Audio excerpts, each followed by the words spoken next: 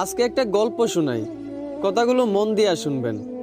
একটা মধ্যবিত্ত পরিবারের ছেলে, সে মোটামুটি সবার সাথেই খারাপ ব্যবহার করে চলতো। সে রাত 1টা 12টায় বাসায় ফিরতো। এই কারণে তার বাবা তাকে অনেক বকাঝকা করত।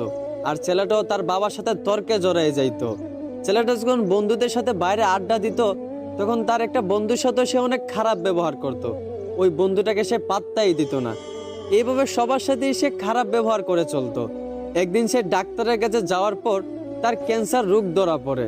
ডাক্তার তখন তাকে বলে, আপনি আর বেশি দিন বাঁচবেন না, মাত্র কয়েকদিন বাঁচবেন। এই কথাগুলো শুনে ছেলেটা অনেক কষ্ট পাইল। প্রতিদিনের মতোই সে রাত 12টার সময় বাসায় ফিরল। এইটা দেখা তার বাবা প্রতিদিনের মতোই তাকে বকাঝকা করতে লাগলো। কিন্তু অবাক করা বিষয়, প্রতিদিনের মতোই ছেলে তার বাবার সাথে তর্কে না জড়াইয়া তার বাবার গালিগুলা মন ভরে শুনতে লাগলো। আর মনে মনে ভাবতে লাগলো, হয়তো এই বাবার গালিগুলো আর কয়েকদিন পর শুনতে পাবো না। ওইদিকে তার মা ডাকতেছে, নে বাবা ভাতটা খেয়ে নে। অন্যদিন হলে সে তার মায়ের হাতে ভাতটা এত সহজে খাইতো না। কিন্তু আজ অবাক করা বিষয়, তার মায়ের হাত থেকে প্লেটটা এনে প্রাণ ভরে ভাতটা খেয়ে নিল। আর মনে মনে ভাবলো, এই বুঝি মায়ের হাতে শেষ খাওয়া। এইগুলা দেখে তার মা বাবা অনেক অবাক হয়ে গেল। এভাবে তার মা বাবার সাথে অনেক ভালো ব্যবহার করলো। তারপরের দিন সে তার বন্ধুদের সাথে আড্ডা দিতে গেল। যেই বন্ধুটার সাথে সে সবসময় খারাপ ব্যবহার করত, ওই বন্ধুরা তাকে আজকে একটা গালি দিছিল। কিন্তু অবাক করা বিষয়, অন্যদিন সে একটা গালির বদলে ওই বন্ধুটাকে আরো 10টা গালি দিত। কিন্তু আজ অবাক করা বিষয়, ওই বন্ধুটা গালি দেওয়ার পর সে বন্ধুটাকে জড়িয়ে ধরে কাঁদতে লাগলো আর বলল, ভালো থাকিস রে দোস্ত।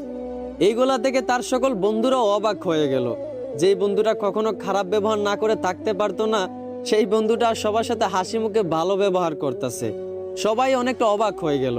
ছেলেটা আগের চেয়ে অনেক পরিবর্তন হয়েছে, আগের চেয়ে অনেক ভালো হয়ে গেছে, এখন সবার সাথেই ভালো ব্যবহার করে। এইভাবে মাসখানিক যাওয়ার পর ছেলেটা আবার ডাক্তারের কাছে যায়। ডাক্তারের কাছে যাওয়ার পর ডাক্তারকে জিজ্ঞেস করে, আপনি বলছিলেন আমি হয়তো কয়েকদিন বাঁচবো, কিন্তু প্রায় 1 মাস কেটে গেল। আপনি কি কোনো গ্যারান্টি দিতে পারবেন যে আমি আর কতদিন বাঁচবো?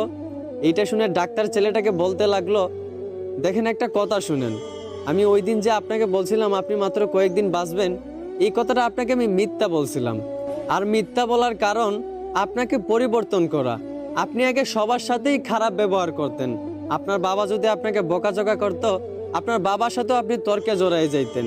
কিন্তু আপনি যখন জানতে পারলেন আপনি আর মাত্র কয়েকদিন বাঁচবেন, আপনার মরণের কোনো গ্যারান্টি নাই, তখন আপনি সবার সাথে ভালো ব্যবহার করতে লাগলেন।